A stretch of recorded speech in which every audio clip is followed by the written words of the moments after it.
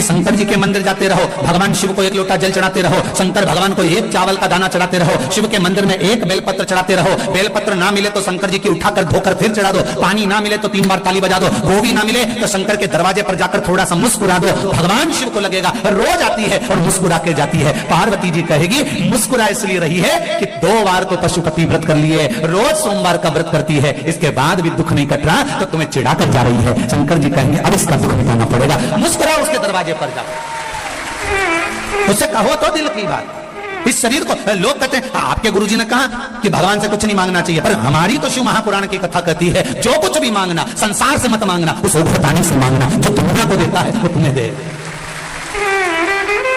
आपके गुरुजी ने कहा भगवान से कुछ मत मांगो, पर हमारी शिव पुराण तो कहती है कि किसी से मत मांगो पर उससे मांगो, वो तुम्हारा बाप है, जगत का बाप, जगत का पिता, देव अधिदेव महादेव है, उसके पास चले जाओ दिल से।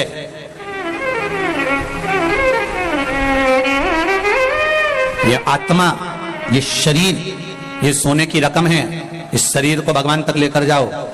दुख जब आता है तभी रकम दुकान पर जाती है, तो ये शरीर भी जब ही जाना चाहिए परमात्मा के द्वार। अब बहुत गंदा हो गया, बहुत तकलीफ में हूं, कहां जाऊं, सारी दुनिया में भटक कर देख लिया मैंने। कोई कहता है ये करो, कोई कहता है वो करो, कोई कहता है ये करो, कोई कहता है वो करो। जब देखो, जब यूट्यूब खोलो, फेसबुक खोलो, तो कहीं ना कहीं का महाराज मिल जाएगा बताता हुआ ये कर लो वो कर लो। अब कहीं नहीं जाऊंगी, अगर जाऊंगी तो एक लोटा जल लेकर शंकर के पास जाऊंगी, क्योंकि इस जल चढ़ाने में ना ढोंग है, ना प्रपंच है, ना छल है, ना बेईमानी है, ना किसी का मन दुख है, ना अपना मन दुख है। अपन शिव के भरोसे बस उसके सहारे पर एक लोटा जल चढ़ा कर आऊंगी और उससे कहकर आऊंगी कि मैं तेरे भरोसे पर, तेरे भरोसे।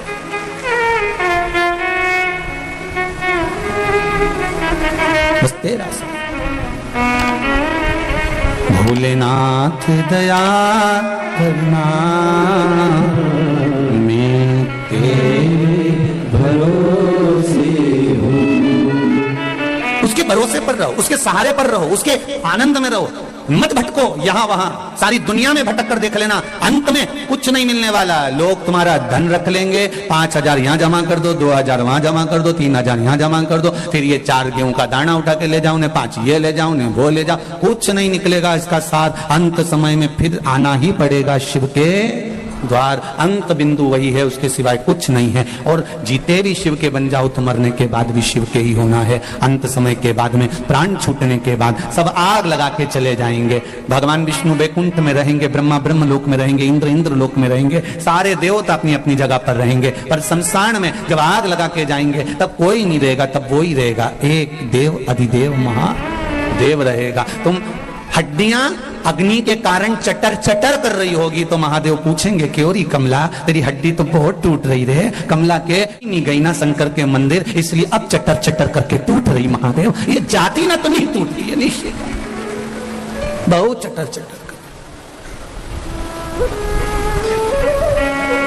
जिंदा हो तब तक मोबाइल पे डीपी बदलते रहो, मरने के बाद तो एक फोटो फिक्स लगा रहेगा, फिर डीपी बदल ही नहीं पाओ।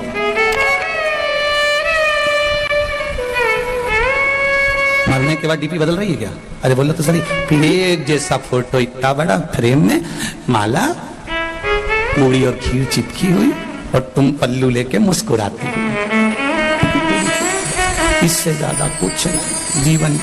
जिंदा हो तब तक डीपी बदलते रहो, मरने के बाद तो एक फोटो डीपी पर फिक्स हो जाएगा, और वो भी छोरा छोरी लगाएंगे तो लगाएंगे, नहीं तो कौन लगा रहा है तुम्हारा फोटो? इतनी शान से जियो, मारा छोरा मारा छोरा। मरने के बाद इतने बैठे हो, तुम में से कौन है जो श्राद्ध में अपने डीपी पर अपने दादा परदादा का फोटो लगा दिया? जब उनका नहीं लगाया तुमने, तो तुम्हारी औलाद तुम्हारा लगाएगी। अरे जीजी जाने दो, रही राजस्थान वाली हो।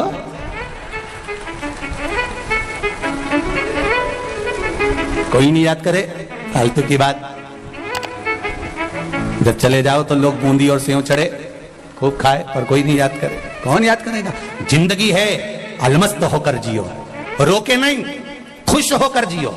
इतनी प्रसन्नता का जीवन जीना कि दुख है और बहुत चेहरे पर इस्माइल है, तो लोग भी, परिवार वाले भी कहेंगे कितनी दुखी थी, कितना कर्जा है, कितनी तकलीफ में है, तो भी कितनी मुस्कुरा रही है। पूरे परिवार वालों को तुम्हें देख के टेंशन हो जाएगा कि इतना दुख होने के बाद ये हंस हो रही है, उनकी रोटी नहीं भाएगी, उनको आधा खा के छोड़ देंगे कि ये मुस्कुरा क्यों रही है। कारण क्या है इसके मुस्कुराने का? इतना दुख होने के बाद, इतना कर्जा होने के बाद, इतनी तकलीफ होने के बाद, शरीर में इतना कष्ट होने के बाद भी जब देखो जब खजूर वाली चोटी करके खूब जोरदार दिखे तो भगवान कहते मुस्कुराते रहो, चेहरे पर प्रसन्नता होना चाहिए। आग लगे बस्ती में, आवाज नहीं है यजराम की, बोलो आग लगे बस्ती में और अपन रहो मस्ती में। क्या किसको रोइए, चादर तान के सोइए। अपने को क्या करना कि कौन क्या कह रहा है, कौन क्या बोल रहा है, वो बोले तो बोलने दो, आड़ा टेढ़ा बोले तो बोलने दो। हम तो बहुओं से भी कहते हैं तुम्हारी सास कुछ भी बोले वो बोलती रहे, बोलने दो, तुम तो भजन गाओ ना, तुम तो भजन, वो गाली दे तुम श्री शिवाय। बस सास को ऐसी देख के 2-4 बार बोल दो श्री शिवाय।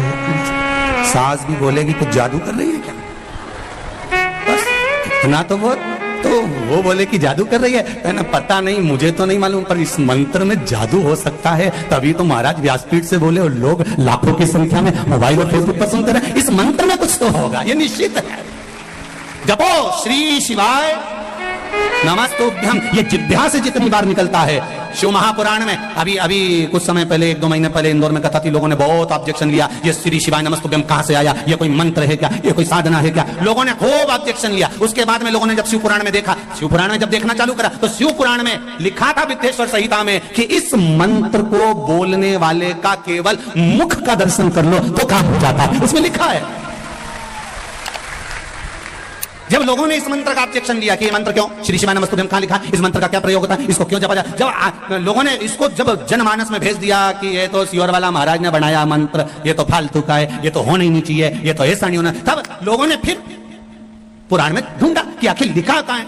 तब इनने ढूंढा तो उसमें लिखा हुआ आ गया कि इस मंत्र का जप करने वाला व्यक्ति इसको केवल मुंह से बोल भी ले और उसका चेहरा भी देख लो तो ही मनुष्य का सब कार्य सफल हो जाता है। तो फिर बोलने में अपना क्या जाता है, प्रेम से बोलो श्री शिवाय नमस्तुभ्यम।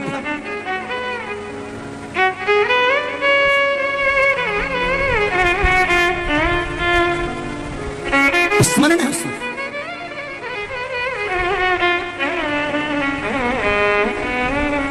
लोगों का काम है भरमाना, लोगों का काम है भटकाना, पर शिव महापुराण कहती है आपको भटकना नहीं, आपको शरणागति लेना। शरणागति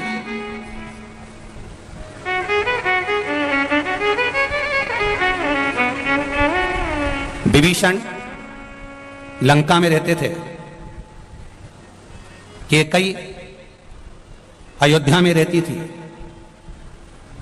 कैकेयी अयोध्या में रहने के बाद भी नहीं सुधरी और विभीषण लंका में रहने के बाद भी नहीं बिगड़े।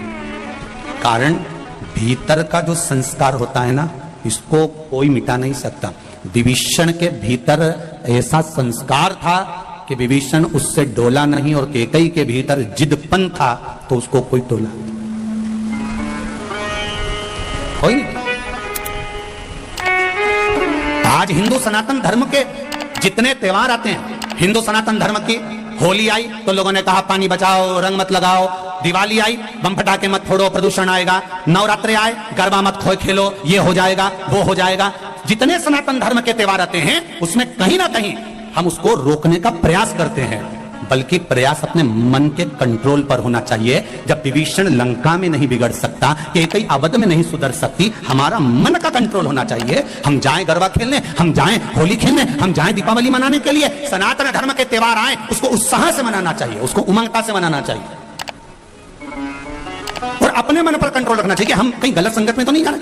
हमें हमारे माता पिता ने भेजा है, हमारे माता पिता ने हमको भेजा कि जाओ तुम, ये होली का त्योहार है, ये दिवाली का त्योहार है, ये गरबे का त्योहार है, ये त्योहार आया है, तुम अच्छे से मनाओ। रक्षाबंधन का त्योहार है, हमारे माता पिता ने जब विश्वास रखकर भेजा है तो हमारे माता पिता के विश्वास को हम तोड़े ना, बस इतना स्मरण होना चाहिए। बाकी का त्योहार कोई भी हो सनातन धर्म का, उसे दिल से मनाना चाहिए। जितनी उमंगता से मना सकते उतनी उमंगता से मनाओ।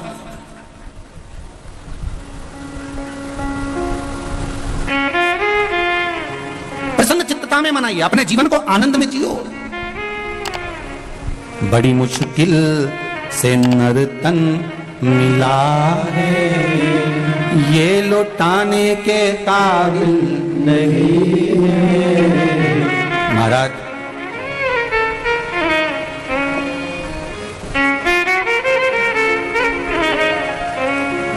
83,99,999 जन्म फालतू के मिलते हैं। उसके बाद मनुष्य का जन्म है 84 लाख हुआ।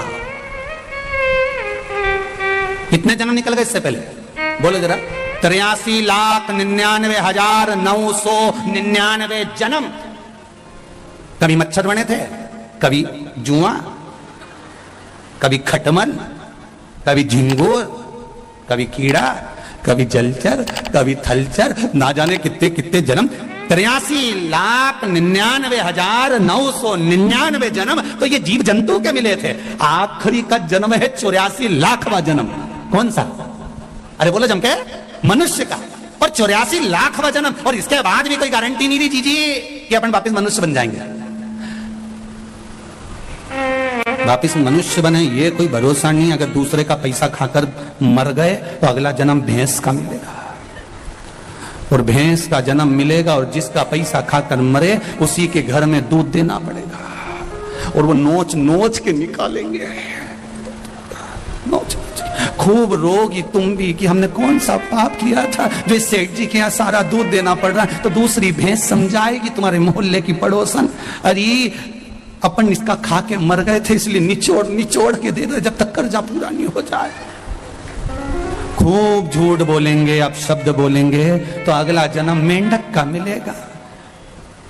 जितना अनसन बोलेंगे तो हम तुम तो मेंढक बन जाएंगे, तुम मेंढकी बन जाओगे। बोलते एक जन्म 83,99,999 के बाद जो मिला है ये मनुष्य का शरीर बड़ा विचित्र है। अंतिम बिंदु है, आखिरी। और इसमें इतना हमें फालतू के प्रपंच में नहीं पड़ना। घर में रहो, परिवार में रहो, कितना भी झगड़ा हो, कभी लड़कर अपने मायके नहीं जाना, कभी लड़कर मत जा। इनकी छाती पे मूंग धलो पर मत जा। नहीं जाऊंगी, जा। कोई कितना ही झगड़ा करे, सास कह भी देते हो तो तू तेरे पिताजी के पास जा, तू अपने बाप के घर जा। नहीं जाऊं मैं तो शादी करके यहीं और यहीं रहो, और जितना ज्यादा लड़ाई झगड़ा हो उतनी जोरदार रोटी में घी डाल के खाओ, क्योंकि लड़ने के लिए फिर एनर्जी भी तो चाहिए। तो तुम तो अच्छा खाओ और फिर दूसरा दिन तैयार होकर फिर बैठ चल। पर नहीं जाऊंगी मायके तो नहीं जाऊंगी, जा। पहले का जमाना था कि लड़के मायके चले जाते, नहीं जाऊंगे तो जा। सियोर वाला महाराज ने मना करा, साला सरजी में बोला था नहीं जाऊंगी। वो कितना ही कि मैं तेरा सामान रख दूं, पैक करके छोड़ आऊं, नहीं जाऊंगी, जा। और अगर वो बाहर छोड़ भी दे तो शाम को जब गाय भैंस अपने घर जाए तो उसकी पूंछ पकड़ के अंदर चली जाओ। और वो बोले क्यों आई? कि मैं तो आई नहीं रही थी, भैंस ली आई। मैं थोड़ी ना आई, तुम तो पहुंच जाओ।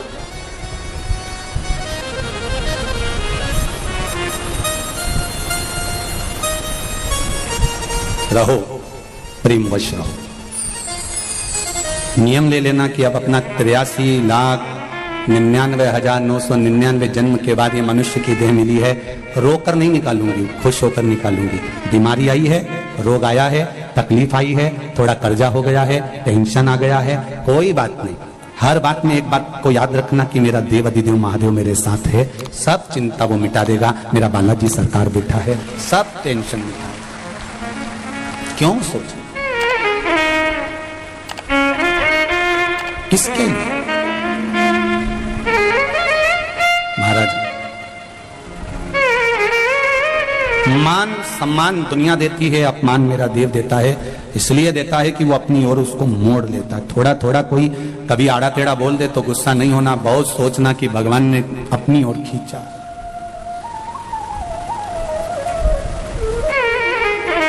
अपनी ओर खींचा, वो साधारण नहीं। भगवान शिव से अपने हृदय की बात, चित्त की बात भगवान है, रिटर्न भगवान शिव से जब दिल से, हृदय से, चित्त से हम भगवान को कुछ कहते हैं, भगवान सुनता है,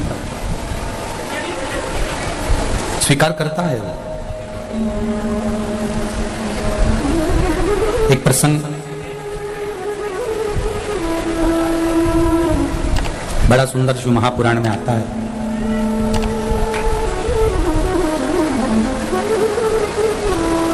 माता अंजना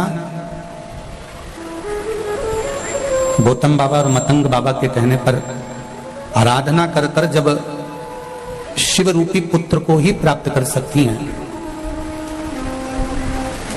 तो भगवान के भजन में, भगवान की भक्ति में वो बल है कि हम भी परमात्मा से परमात्मा को ही प्राप्त कर सकते हैं। ये नहीं है कि परमात्मा हमसे दूर है, हमारे भीतर जो है वो आत्मा है। विश्वास के बल पर हम जिसको प्रकट कर लें वो परमात्मा। सारी समस्या का हल एक लोटा जल। बस जैसे पार्वती मैया ने भगवान शंकर से एक प्रश्न किया कि शिवजी, हे ओघड़दानी,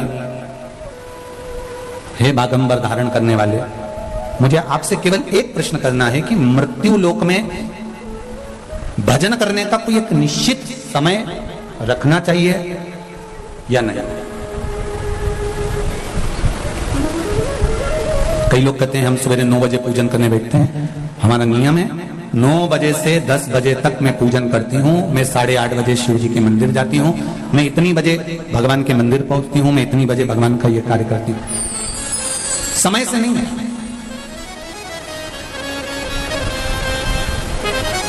2 बहनें थी, घर में चक्की नहीं थी।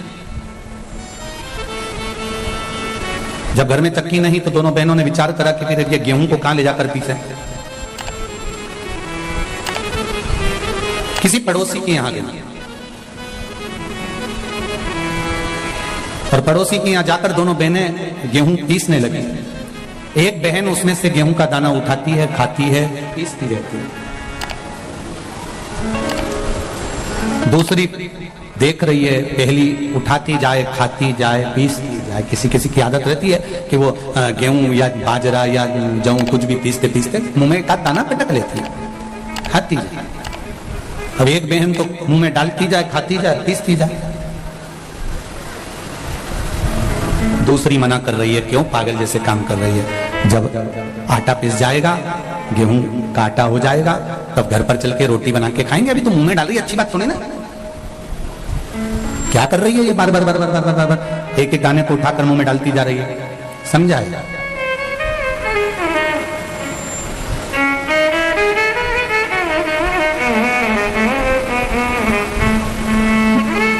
अब जिस गांव में ये दोनों बहनें रहती थी, दोनों गेहूं पीस रही थी, आटा बना लिया, एक खाती रही, पीसती रही, दूसरी उसको समझाती रही। उसी गांव में कबीरदास जी रहते थे।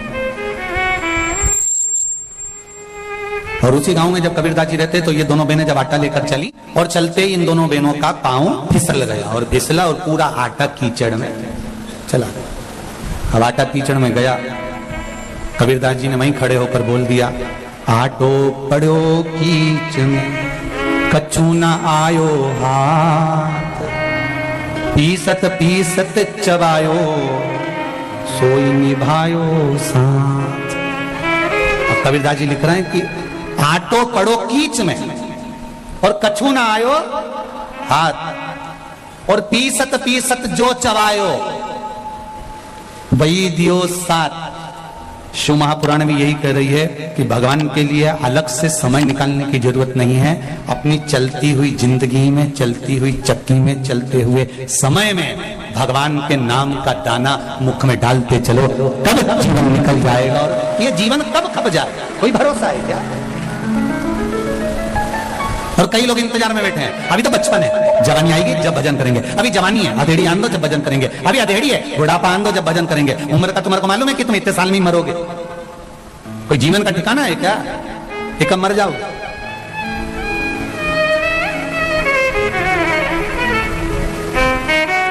काल करे सो आज कर, आज करे सो अब, पल में प्रलय हो जाएगा, हरि जपेगा तब। ये जीवन का कोई भरोसा नहीं, कोई ठिकाना नहीं कब क्या हो जाए। हाँ, अगर तुम्हारा विश्वास पक्का है, तुम्हारी भरोसा जड़ी है, तुम भरोसे के बल पर जी रहे हो, तो ये निश्चित है कि शिव तुम्हें साथ। एक पत्र आया है, पत्र बहुत सारे।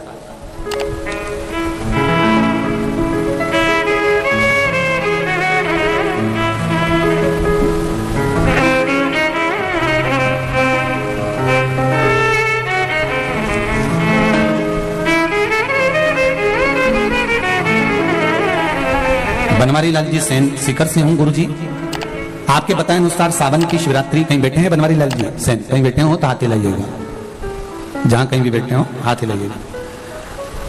आपके बताए अनुसार सावन की शिवरात्रि पिछले साल मेरी बेटी ने पूजा की और अभिषेक किया।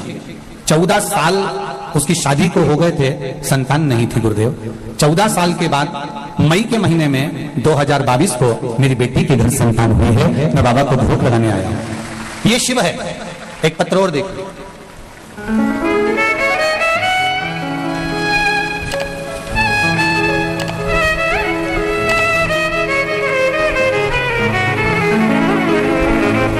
सुनीता सैनी, सुनीता जी सैनी अलवर से आई हैं। कहीं बेटी हो तो हाथ हिलाइएगा। आप ही हैं, दोनों हाथ हिला दो। श्री शिवाय नमस्तु। बाबा 6 महीने से किडनी और लीवर की बीमारी थी। जयपुर का इलाज चल रहा था, लेकिन क्रिटिना बढ़ते ही आ रहा था। किडनी लीवर दोनों डैमेज हो गया। डॉक्टरों ने कहा कि डायलिसिस आ सकता है। क्रिटिना बढ़ते ही चले जा रहा था, थम नहीं रहा था। गुरुदेव बहुत दुखी हो चुके थे। खून भी 5 से 6 यूनिट रह गया था। मुझे बहुत चक्कर आते थे, शुगर बीपी थे। मुझे मेरी मम्मी और मेरे पड़ोसन ने, आंटी ने बताया कि भोले बाबा पर जल चढ़ाना। शिव महापुराण की कथा टीवी पर आती है, दिल से सुनना। मैंने जल चढ़ाना चालू करा। उन्होंने कहा बेलपत्री चढ़ाकर लाकर खाना भी चालू करना और पानी पीना भी। बेलपत्र खाना भी शुरू किया। बाबा 2 महीने से बेलपत्री पर शहद वाला प्रयोग भी कर रही हूँ और बाबा की कृपा से मैं बिल्कुल ठीक हो चुकी हूँ और मैं दवाई खाना बंद कर दिया। श्री शिवाय। आराम है आपको? बस बाबा की कृपा हो। श्री शिवाय नमस्ते। अब मेरी किडनी और लीवर, डॉक्टर को जांच कराई है, काम करना चालू कर दिया है और किडनी लीवर जो डैमेज था वो भी बाबा की कृपा से अब चल रहा। बैठो बेटा। श्री शिवाय नमस्तुभ्यं। बाबा की कृपा। शंभो।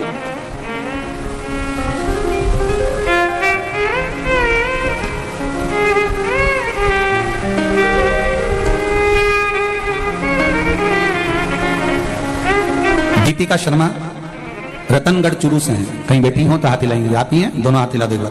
श्री शिवाय नमस्तुभ्यं। भजन की लाइन बहुत सुंदर लिखी है दीपिका जी आपने। भोले बाबा दया करना, मैं तेरे भरोसे हूं। मैं बाबा की उदारता का क्या बखान करूं गुरुदेव। बाबा मेरे बेटे गौरव महर्षि ने बैंक की नौकरी के लिए खूब प्रयत्न किया। जितनी बार एग्जाम देता नहीं निकल पाता। बहुत समय हो गया गुरुदेव, एग्जाम दे देकर थक गया। आखिरी में लगने लगा कि अब नहीं लगेगी। जो लोग पैसा दे हो सकता है उनका लगता हो, पर बाबा एक बार शिव महापुराण की कथा श्रवण करी। बाबा ने आपकी कथा के माध्यम से पशुपति व्रत किया और शंकर भगवान की ऐसी कृपा हुई कि मेरे बेटे को जब अगली बार एग्जाम देने के लिए गया तो आरबीआई बैंक में मैनेजर की पोस्ट प्राप्त हो गई। शिव जी को भोग लगाने आई हूँ प्रणाम करने के लिए। बहुत बहुत बधाई बहन आप।